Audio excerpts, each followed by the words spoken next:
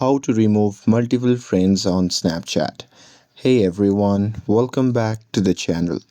In today's video, I'll show you how to remove multiple friends on Snapchat. So now, without further ado, let's get started. So here, first thing first, open the Snapchat app on your phone and make sure that you're logged in to your account.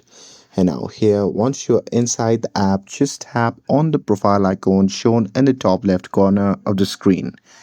And now here, once you are inside the profile section, what you can do is simply scroll down and tap on my friends.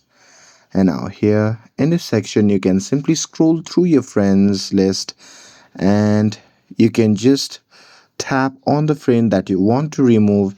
And here, once you're inside the friends chat, you can just tap on the friend's name at the top, and after that you'll be prompted to your profile section.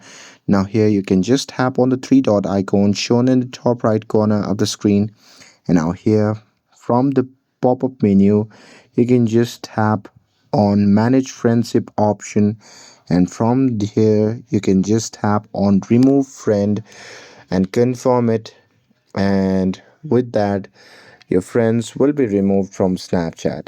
But unfortunately, Snapchat does not allow removing multiple friends at once, so you will need to repeat step for each friends that you want to remove.